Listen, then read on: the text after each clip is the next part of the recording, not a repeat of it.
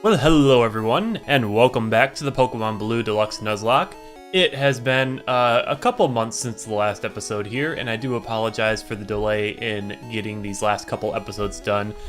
We do only have 2 episodes until the end, counting this episode, plus a bonus episode I want to do that we'll get into the details of once we've actually finished the series, assuming we do so.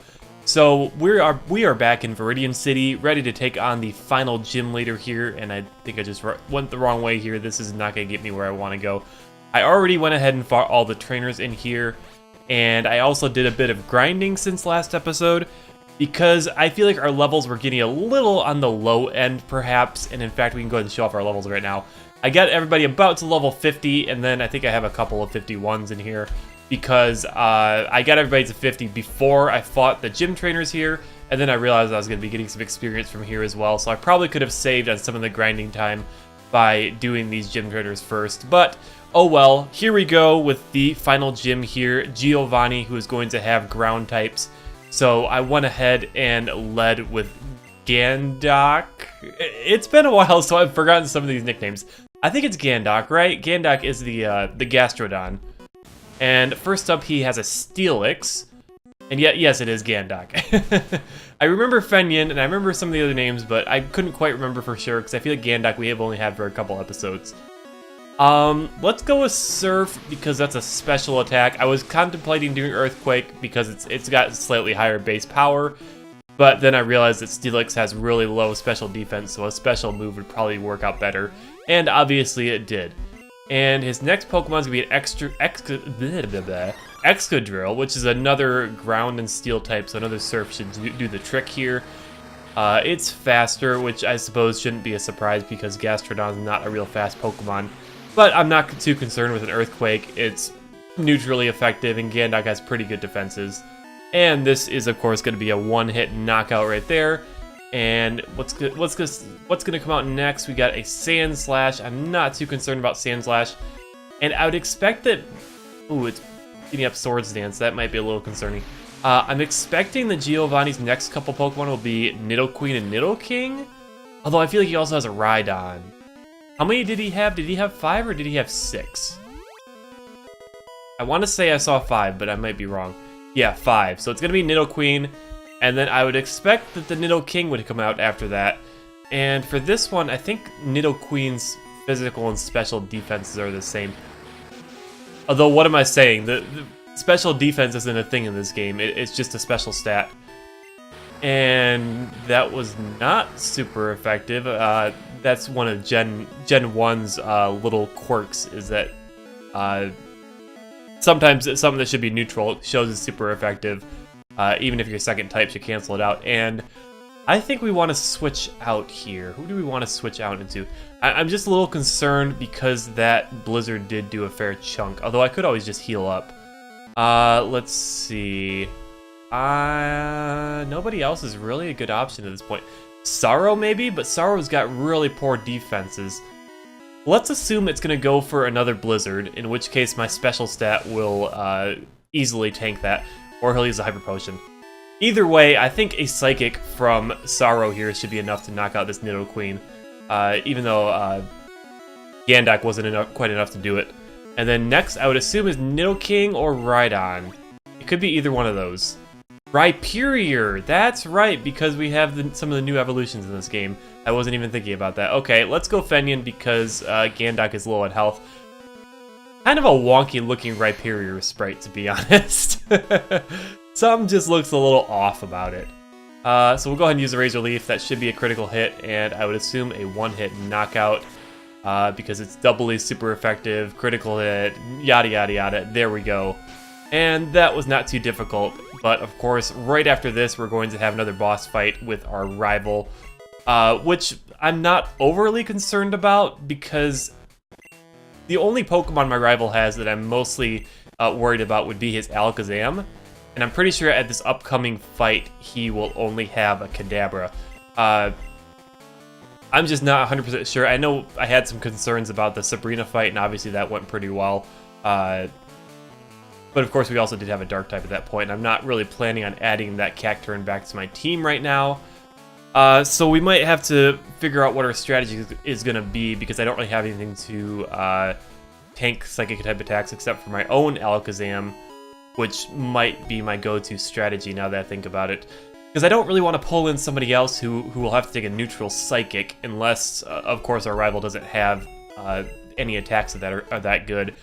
It's possible that he just has level up movesets. I'm trying to remember how this hack has usually been going. Because if he just has level up movesets, then I would imagine that Kadabra / Alakazam would just have Psybeam or something like that, which isn't all that concerning. But yeah, let's go ahead and head over there. He's going to lead with his Pidgeot, or at least he usually does. He had something different in his hack, doesn't he? Regardless, we will lead with Tallow the Galvantula, and if we have to switch out, we will switch out, and that'll be fine here. And here we go with our second to last rival fight, back here where we had our second rival fight as well. And we'll see how this goes, and after this fight, we will probably go ahead and speed through Victory Road and set up next episode to take on the Elite Four. So yeah, it is his Pidgeot that he leads off with, I did remember correctly. Hopefully we hit it, we knock it out with one hit, because I'm not too confident in Tallow's ability to take any kind of physical hit, and that thing could have some pretty high base power attacks. Another Sand Slash. Normally he doesn't have a Sand Slash. It's kind of weird to see Sand Slash. It's not that great a Pokemon, to be honest. It's not especially fast. It's got good defense, but its attack stat isn't especially high. It just doesn't stand out in any way. In terms of ground types that are speedy and have high attack, Excadrill is obviously always a better choice, which of course Giovanni had one of those. Let's see here. Let's bring Gandock in for the Tentacruel, because Tentacruel has a high special defense stat, so if we hit it with a physical Earthquake, that should do pretty well, unless it uses Barrier and raises its defense. Even still, I would imagine we can get a 2-hit knockout on this thing. I don't think its defense stat is usually that good. Yeah, easily a 2-hit knockout here. And its best thing it's got to throw at us is Water Gun. That is a little pathetic. So, with that in mind, I'm gonna say I'm not too concerned about the final rival fight when he's the champion, if these are the kind of moves he's gonna be throwing out. Okay, Scyther is next. Does he even have... I'm trying to remember, does he actually even have the Kadabra line, the Alakazam and such? Because I know we fought him in the Sylph Company, and I was bringing up that I was kind of worried about that. And I don't remember if he actually ended up having it, or if I ended up realizing he doesn't actually have it in this hack, because it's replaced with something else. I imagine the Scyther is going to be a Scizor by the time we fight him in the Elite Four. And yeah, I mean, even if it's a Scizor, I mean, it being a Scizor is going to make things easier, because we'll be quad super effective on it with a fire type attack. And I can't imagine it would have anything to take out a Chandelure with. And next up, okay, so he does, oh, it is an Alakazam now, though. Do we want to switch? Do we want to bring out our own Alakazam? We are higher level at this point. Let's leave Korok in. Let's leave Korok in and go for the Ominous Wind. He gets up a Reflect. I was going to say, because Ominous Wind is going to be a physical attack, and Alakazam has low physical defense, so I thought that would do well. But, yeah, even with the, oh, that's a critical, so that's probably why. I was going to say, even with the Reflect, it managed to knock him out in one hit, but the critical was probably what did it there. Next up is going to be Charizard, so I think probably our best option is to bring Gandock back in again and just hit it with a Surf. And it shouldn't really have anything to hit with me with, because as I've said multiple times throughout this series, Charizard is not a very good Pokemon in any of these past generations here. It doesn't get good until it gets a Mega Evolution. And of course, that's not until Generation 6. And, you know, even then, the base form Charizard is just... it's just never been good. It's never been that good at all. It couldn't even learn Fly in the original Red, Blue, and Yellow games. Like, how pathetic is that? Anyways, that went pretty well. We are going to go ahead and speed up in a second here and get through the badge checks and Victory Road and all that good stuff.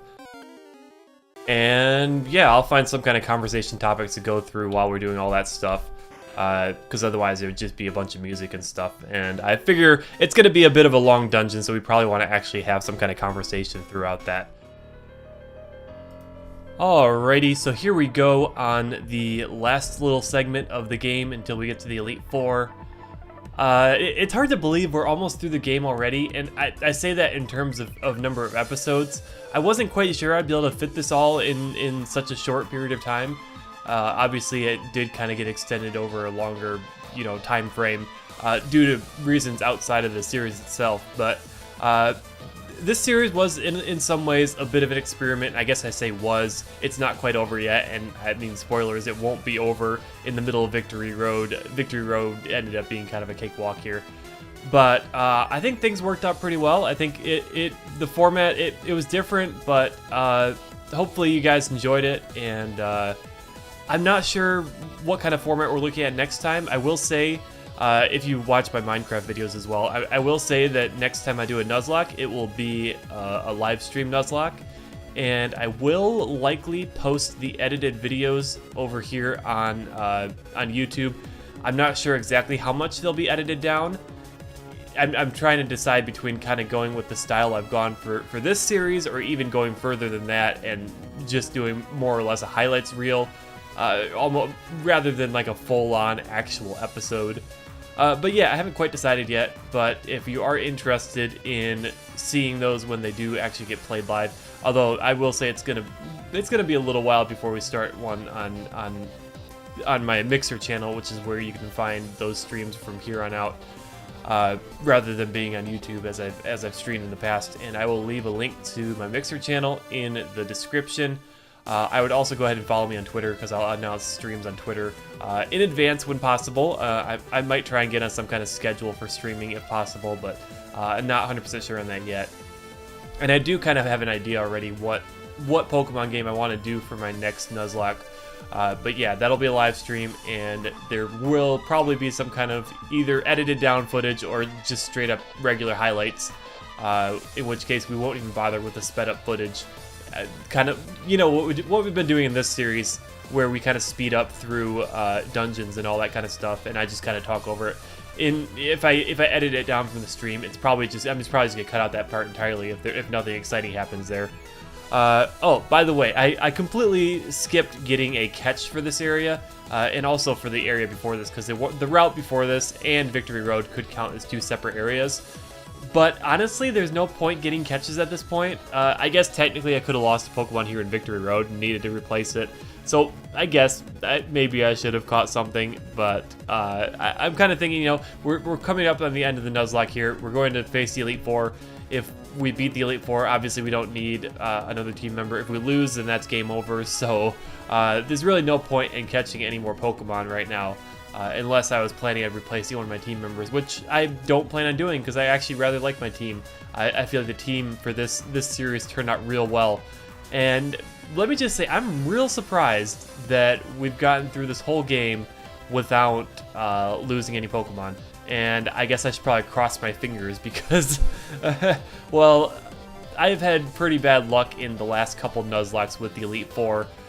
With my Pokemon Silver Nuzlocke, it ended in the Elite Four, and with my most recent Nuzlocke of Pokemon Theta Emerald, I lost most of my team and ended up coming out with just 2 Pokemon, after which, of course, I rebuilt a new team to take on Steven at the end, and, in that battle I didn't lose anybody, but so far, my track record says that the Elite Four is bad news for me, and I feel like maybe part of the reason I've done so well this Nuzlocke so far, maybe I've been over leveling a bit.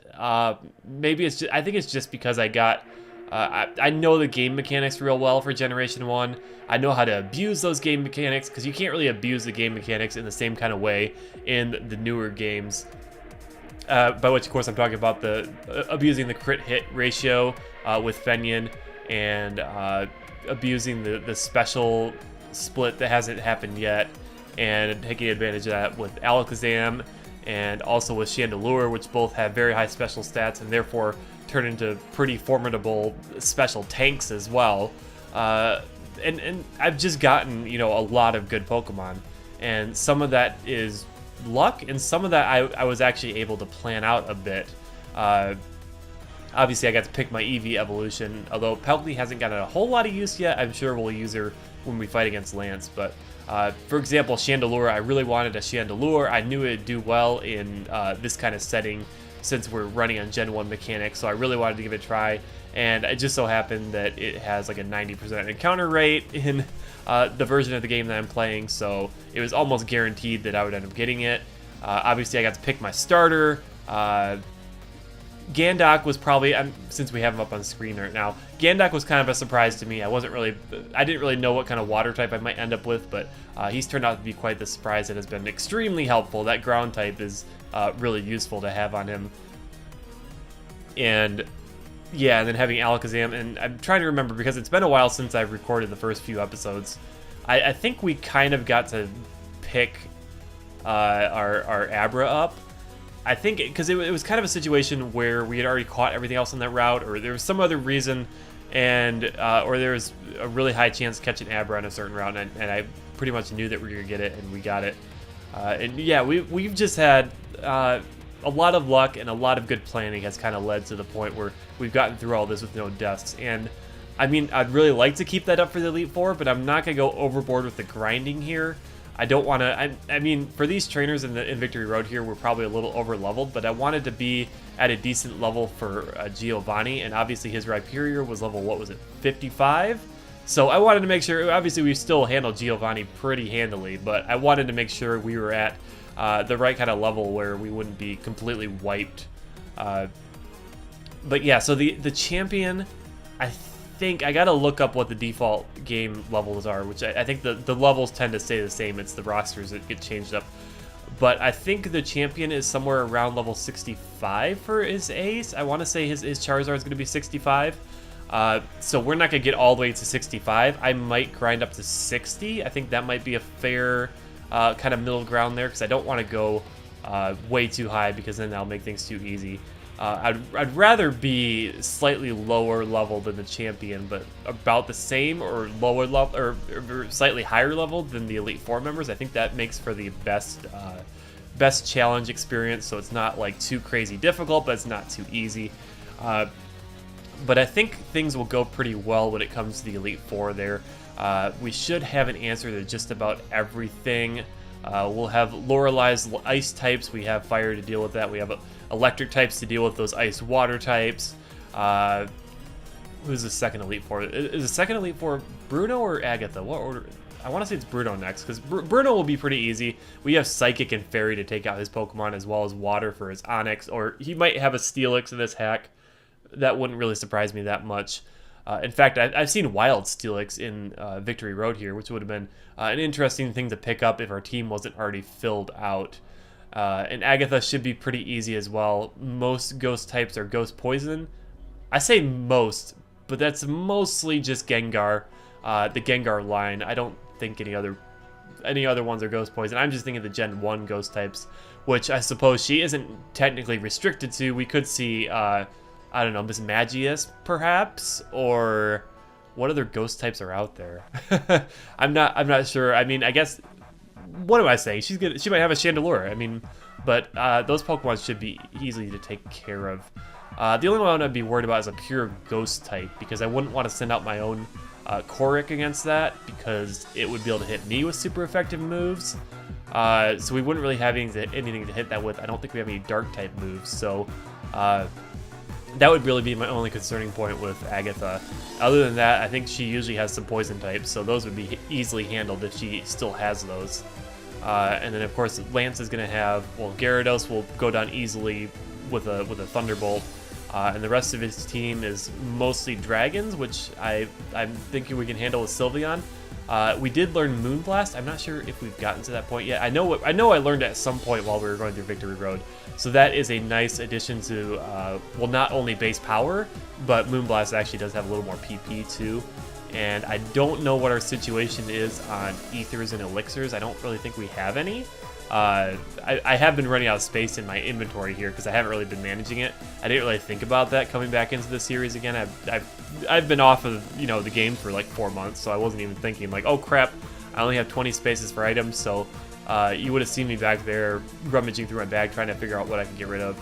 And that last item I saw back there was actually a max revive. So I was like, well, I just wasted time trying to dump out items to get that, and then end up just throwing it away anyway, because this is a Nuzlocke, and revives are not useful at all. And I think I threw out a revive earlier too. If I had thought of it, I would have actually sold it and made a little money off of it, but that's okay. I think we're probably good on money. And I still have super potions, by the way, which is just kind of a testament to how fast we've gone through the game, I think. Because I haven't really stopped to stock up on better healing items. I mean, I have better healing items, but I haven't gone through all my super potions from back when I would have started using super potions. So, for what it's worth, I'll probably sell those off. I know that doesn't really mean much, but and then I'll stock up on full restores most likely. I should have plenty of money, I think, because we haven't been spending on much throughout the game. Might fly back and see if there's any TMs we still need to pick up. Although I feel like we've mostly gotten any kind of TMs we might wanted to get. I paused for a second there because I thought I heard some kind of background noise. I don't know what it was. It might have been coming from the game actually, because when I recorded this session, I actually had a video playing in the background while I was speeding through and doing all the trainer battles and stuff. So I think I accidentally recorded the audio for that, which is not going to show up in the actual video. I'll mute that audio obviously for the video, but I think there was some kind of background noise that popped in there for a second. I thought there was some kind of noise like right behind me, or I don't know. It's not that important. But yeah, I think we're getting close to the end here. Oh, we still have a couple more minutes left here. So I guess I'll ask you guys who have been watching the series if you're still sticking it out after such a long break there.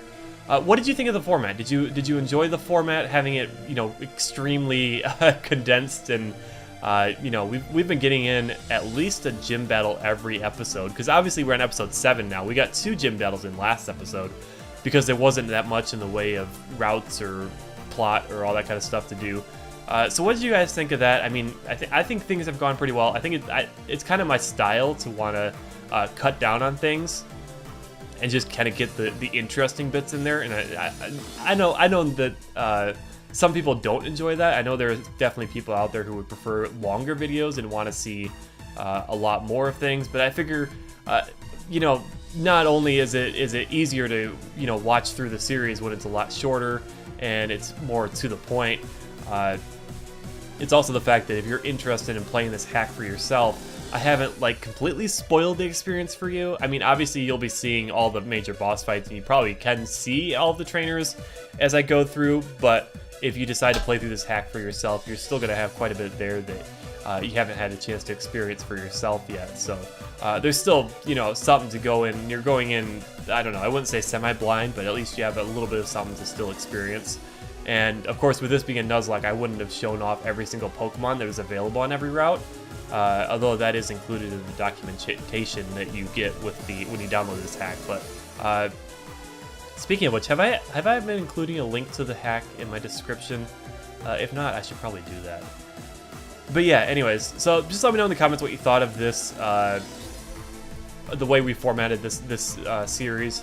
And let me know what you think in terms of how you want to see the stream Nuzlocks show up on YouTube. Would you rather just see straight up highlights, wherein it's cutting out even the random route battles and most of everything except for when something actually happens? So the boss fights, the gym battles, rival fights, and just really cutting out a whole lot and probably doing it in either a very short number of episodes or just having a whole lot of short episodes that are just highlight reels.